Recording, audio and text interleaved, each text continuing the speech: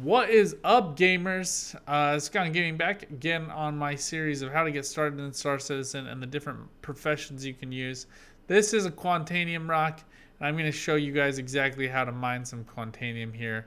I'm just using this as an example. I've been sitting here for 5 minutes just to test, but I find that I think the biggest I've ever cracked is around 5,000. And if you're wondering where to see that, you can just, oh no, not that. I'm going to press Alt, not Control. It's been a little wonky. It's not letting me zoom in. But on the right side, you can see the scan results with the type and the mass. And this one is 6387. We're just not going to be able to crack through this one. But because Quantanium, multiple spots are always Quantanium, we have this other rock here. This one is only 2929. It's a 50% Quantanium. And I have outfitted, this is my personal prospector that I've purchased. I've outfitted this with the most widely recommended mining devices, which is purely a Lancet MH1 mining laser. That's all you need.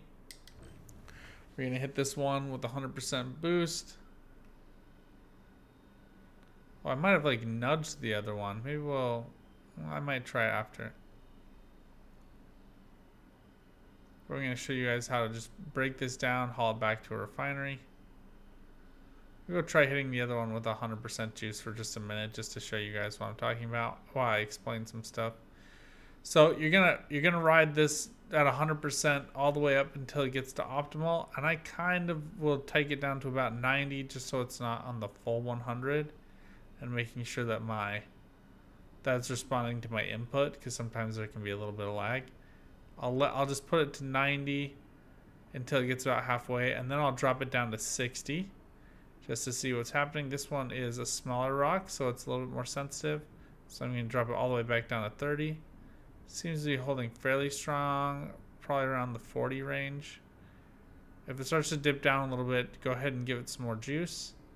It's kind of hard to get it back into that green window for these rocks just because they're so large.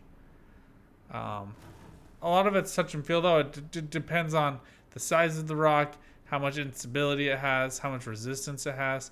We're seeing for this small rock, this one's already broken into some chunks, and you're going to notice there are purple outline chunks. I'm going to go ahead and scan each of these just so it saves my computer memory here.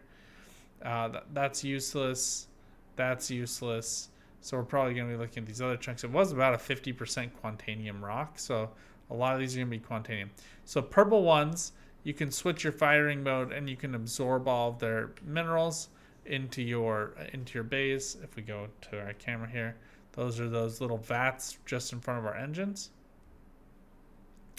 And that will fill it up with that. But the yellow ones need to be cracked again into smaller chunks. So we're going to be cracking these into smaller chunks and sucking them up. We'll still probably break up that 12%. This one was a smaller mass rock, only about 3,000. So even though it is like huge, a huge chunk of it is Quantanium. Because of its size, we're probably just going to be sucking up some chemicals and other substances we don't really want. Okay, 100% chunks. That's like as good as it gets, pretty much. I'm going to try hitting this again with 100%. I think it might have fallen down to 9% for some odd reason. So I'm going to do this just to see if it starts moving up, but also to show you guys how much different this is. So my rule of thumb is if it ever goes up, I would say by about 5 to 10%, and then dips back down to 0, right, like that. You saw how it went down all the way to 0 on the charge level. That means I'm not getting through this rock. So that's kind of my rule of thumb. Other people might have different feelings or thoughts on it. You can try to find, some rocks have sweet spots. Looks like we kind of found one for a second there. But if you find a sweet spot, it goes up and then it drops back down again. That's usually a pretty bad sign. So looks like it is kind of holding here. So I'm going to just set this for just 1 minute. I might have accidentally scrolled on my mouse while I was going and dropped the charge rate. So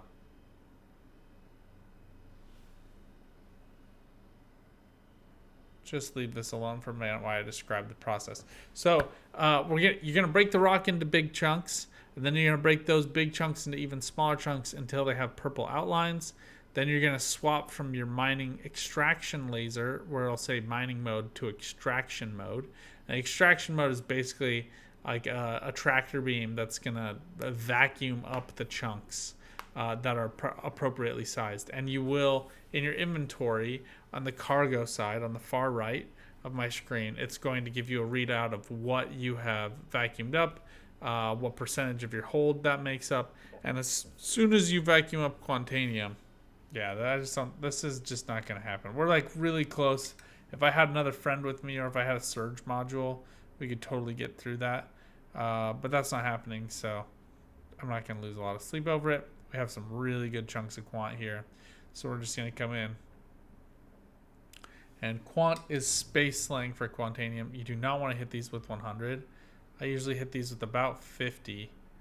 And then I'll drop these down to like 0 as soon as it hits red, because they will overcharge rather quickly.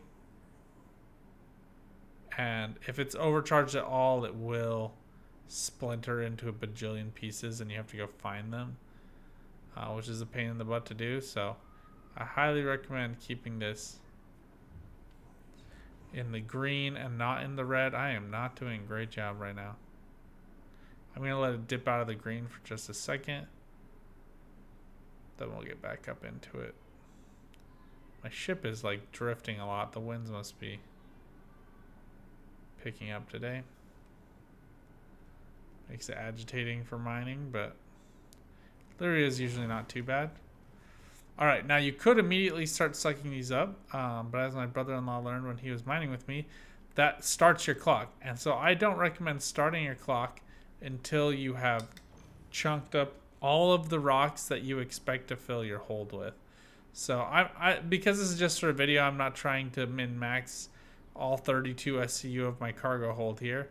Instead, I'm just focused on getting through one, and I'm going to take you through the refinery process, and how you choose which refining method you want, if you even want to do refining.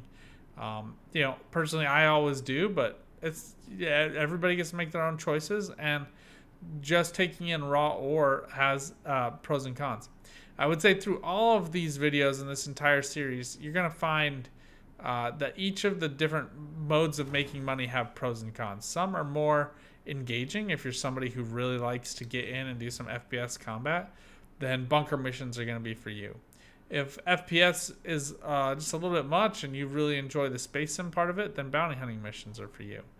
If those are a little bit too intense but you still enjoy the combat, illegal monitoring missions are for you, or ECN alert missions are for you. So you have options, and I think that you should consider all of those seriously as you are deciding what to do. And each of the different systems has different rates of crime prevalence. So like Microtech is a little bit better for bunker missions. They give a little bit better rewards. The security guards there seem a little bit more capable, candidly, than the other security guards. And they're all in pure white, so they're super easy to distinguish. Crusader is hands down the best for bounties. It is a little bit annoying to find them in the asteroid ring around Yellow. But you always have a quantum jump point next to your bounty targets in Crusader, and that saves you so much time, makes it so much more viable to chain them together. And you have Grim Hex and Port Olisar as orbital stations that you can land at and refuel, repair, restock. So you have some better options in that regard as well. If you accidentally do something illegal, it's much more viable to land at Grim Hex, buy a Tiger Claw, land at Security Post Correa or one of the other security posts, hack in and purge your criminal record. So bounty missions are just better on Crusader, in my opinion. I don't even think there's really a close second. To my memory, Hurston is best for like rented mining. There's good.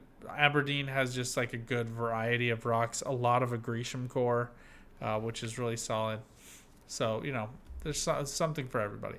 All right, so now we're just going to try to find all the 100% chunks, and we're going to start extracting. And you're going to notice immediately, as soon as I get that showing on that I have Quantanium in my hold, there should be a readout telling me that I have volatile cargo. For some reason, it's not displaying right now, so it's a little worrisome. But it will give you a timer of how long you have. So it is 14 minutes from the time you first extract. Since we're just doing one extraction here, whenever you're extracting one rock, if you chunk it into pieces and then suck it up, you're going to be fine. If you have 2 rocks, chunk them both up, suck them up, you'll be fine. If you break one all the way up and suck it up, you sometimes have time to go find another one. Like if you're in a big group and you think one is going to fill it all the way up, but it doesn't end up filling your whole hold, then it can sometimes make sense to actually go hunt down a different rock, chunk it up, and take it back. It's risky though, so do it at your own peril. That's all I'm going to say.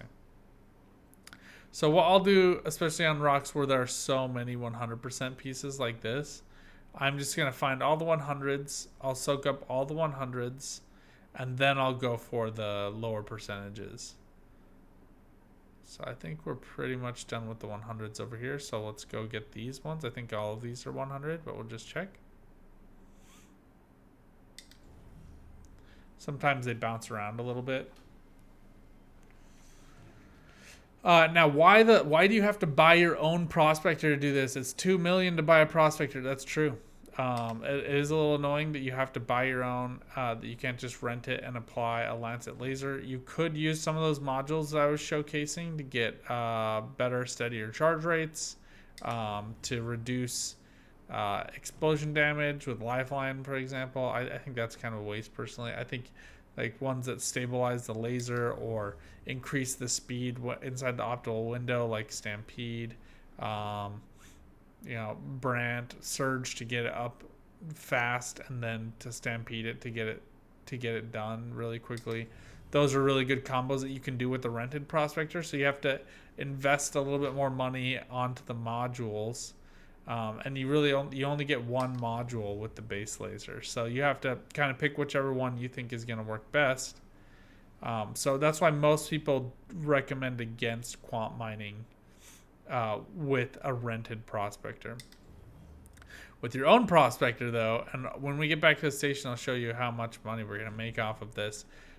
You can make back this money really quickly. I flew to the planet. I probably searched for, 10, maybe 15 minutes total searching for this rock, and then I'm going to fly it back and dump it off. So I think we're looking at, with me filming a video about it, I started out here at 11:05 a.m.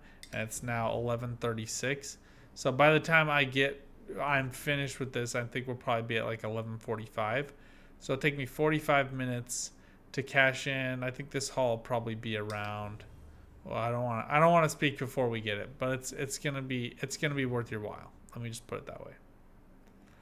This is also something that I highly recommend to people who just want to chill. It's such like a relaxing space game activity. I don't remember what's worth more. I think barrel is worth slightly more than quartz, but it's such a worthless haul for me, candidly, that I'm not even going to bother with that. I think that there's probably, see how this one's like 7%. I'm going to save it for later because our hold is already pretty close, but it's not $0. It is of some value, and I have space for it, so I am going to take it. And you can refine multiple minerals at the same time, so I could bring the quartz back, but it causes cargo hold issues, and it's never worth the money that it costs to actually do. Oh, there was another chunk underneath it.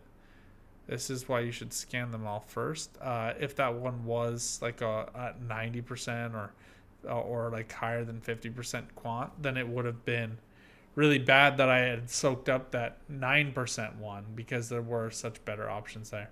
And I'm gonna check each of these sub rocks also has mass, so I'll hit this 315 one just as an example. We have space. I'm not going to be able to extract the whole rock. My cargo hold is now full. I'm not going to process that, but I just wanted to show. So you will run out of room. You cannot. Dumping cargo doesn't really work right now for the Prospector very well generally, but you can't like dump a specific mineral from your hold. So I'm on the wrong tab here. So you're going to go back out to your map. I like to go to ArcL1 just because I'm familiar with it. You guys have seen it before, so that is what I recommend just for new players is just do what's familiar. I think the length of the refining changes based on how much demand there is at that current facility, and I think ArcL1 is like the busiest facility in the game. So you can go to L2. I also find the L1 there's always a sunny section of Lyria available on the effaced side, so what you can see when you come into orbit, and it only requires like 2 jumps each way. Like when you go to ArcL1, we're gonna jump to ArcL1, then we have to jump again to the space station. And when you are going to Lyria, you have to jump first to Arc Core, and then you go to Lyria. But technically, you have to jump 3 times because on Lyria, then you have to jump again to one of the points on the moon. You could just fly straight in, but it's a little ways to do that. So I do recommend flying to any of the points. I know some people say go to a mining facility point. It does not matter where you go. All of them are restricted airspace. The mining facilities don't have turrets, so that's a little safer. But just watch for the restricted area sign in the middle of your screen, and if that's up, I always turn on my quant drive to see where the closest landmarks are, and then I put it in my rearview mirror and drive straight forward. And that's been fine, safe, easy, no sweat. For some reason we're not getting a readout on. Oh, here it is. Okay. Now, sometimes you have to switch the mining mode on and off. You're not supposed to be able to have mining mode and quant drive mode on at the same time. But I'll do it in the middle of quant drive just to see. So right now my current stability is 63%, which means I have 63% of the time from the 14-minute timer. So to get this back to the station and start the refining process. Now, I have had mixed results, and I've seen other people post videos about this, but it has not always been the case for me that as soon as you store your ship, then it's safe. As soon as you store your ship won't blow up. That's the one thing that I will tell you that I've experienced. It does not mean that you won't lose your quant. My quant has turned into inert materials, and in order to dump it out, because the cargo dumping doesn't work right now, you have to pay for a refining process. I just would recommend choosing whatever is the cheapest and just picking whatever chemical in there is not total garbage, because you can still sell it. So those are options for you. Long story short. But I would just make sure to get here with plenty of time, and it won't ever be an issue for you. Just waiting for my assignment. Usually it's this one straight in front of me, and it is again. They always assign me the same pad. It feels like it's like either this one or the one just to the right of it. I did not want to leave my seat, so I'm glad I only pressed that for a short period of time. The VTOLs do make a difference on the ship. You will see the engines do rotate, and they do. I do like them for landing. I also do suggest auto landing with the Prospector. Oh my gosh, see.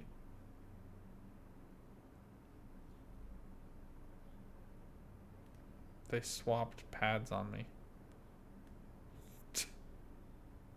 Okay, just being cautious here. I like to auto land so that I can kind of verify that it's like officially on the pad. This can be a bug that you experience sometimes, is it won't register as it on the pad, so it won't allow you to store the vehicle. and it won't let you extract it. I had like a full haul very similar to this one that I totally lost out on. And then if I have, so the timer just went off, you heard that beeping in the background, and then the light is blinking. That means we're at 50% or lower. And I think if you hit 25%, it starts to go nuts. But we do have a little bit of time, so I'm just going to click my repairs, refuel quant, and refuel hydrogen. And all of that's happening right now. It takes it a half a second for all of that to proc. Hydrogen's refilled, quant's refilled. And the repairs were like at 8 aEUC repairs, so it wasn't anything of significance, so I'm not going to stress about it too much. Other hacks. I'm going to walk you through the whole process like I usually do. So normally what I'll do, I'll come out here and I'll just open the ladder and then just walk out. If you jump, it'll hurt you a little bit, and you can sometimes get a leg injury, so don't jump, just walk straight out. It's faster than just climbing down the ladder, so if I'm in a hurry, and you might be in a hurry, sometimes you do get interdicted by pirates, and you have to try to kill them, or jump, spool up your quant drive and jump back to the station. So, sometimes you will end up in a little bit of a pinch, and I find that to be the fastest way to get out of your ship. Currently, auto landing will not finish if you are not in your seat. So make sure you're still seated in your seat while the auto land is finishing up. And remember, you have to be within 20 meters of the pad vertically in order for it to auto land as well. So just keep all those things in mind. If for some reason this glitches out, if you ever get to the stored period, just log out and log back in. Sometimes it won't proc, but I've had it, it's probably like 66 to 75% of the time it still works for me. I'll just log out, log back in. It'll have the timer set to where it was when you logged off. So you don't have like infinite time after that. But you will still have that same amount of time left over that you can run down and dump it all off in the refinery. So we're just gonna take the elevator down to the refinery right now. It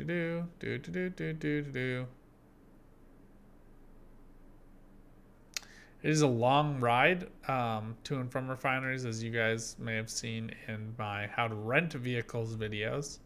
But once again, I'm just giving you the realistic experience of how long it takes you to finish up a job. And in truth, you do need to, aggregate however many quant orders you put in and then divide that by the amount of time it takes you to load them onto a ship and fly them to somewhere. I'll do just like a quick sum up video on that after I have a bunch of quant orders in. I wouldn't let them sit for too long because they do sometimes reset accounts, or you have to do a character reset, or something glitches out. So I have no work orders here. I had 6 that I took over to Arc Core yesterday, and they paid me around $1.2 million. Ended up being, after all my costs and everything, ended up being about $1 million net profits. It's pretty awesome. Okay, here you're going to see the readout of all of your chemicals. You're just going to do refine the Quantanium. And then you're going to pick your method. The best methods, according to most of the community, are pyrometric chromolysis is the most expensive but the fastest. Each of these 3 are going to give you about the same amount of yield. And yield is how much of it you're going to keep. So you are going to lose a little bit here. And then it's Ferron exchange is going to be about 1/3 that price for twice the time, and then Dynex solvenation is going to be the same again, about half the price for double the time. So Dynex is what a lot of people use. It does take almost 2 days to complete the order. So a lot of times what I will do is I will do the first 2 or 3 of my orders if I'm doing them back to back as Dynex, and then I'll do the next couple as Ferron. And then if I have like one last one that I'm putting in right before, like if I'm like on during my lunch at work for just a little bit, then I'll put it on. I'll do that one on chromatic, and then pick them all up in like a rented Andromeda, or you can like if it's free fly week, obviously, then you can just take like a Hercules, which I still have in my inventory, so that's what I'll be doing. And you can see it'll slowly process this. But let's pull up a calculator here. Quant always sells until they do a cargo refactor. Quant is selling for 88 a piece. So right now, this one order, which, you know, if I wasn't filming a video, definitely would have taken me 45 minutes. We'll say an hour, just between all the shipping back and forth, you figuring it out for the first time. So as an hour activity, this is going to net me around 230,000. This is 234,168, but I had to pay about 5,000 just in that Dynex Salvination, and another, you know, 200 in fuel costs. So quite profitable, really easy to do, not nearly as stressful as bounty hunting. Though you are putting your life, your virtual life in the hands of Star Citizen's bugs that could freak out on you. So you know, this is a really great way to make some solid money and to buy. I recommend this as a way to buy a ship that will let you do other really fun activities like bounty hunting or bunker missions, as we're going to cover in the next video. So hang around. You'll want to see some of that. Right now I'm headed up to the gallery and I go get some weapons and a backpack so I can show you guys how that works. And until next time, good luck out there, have some fun, and keep on gaming. Bye for now.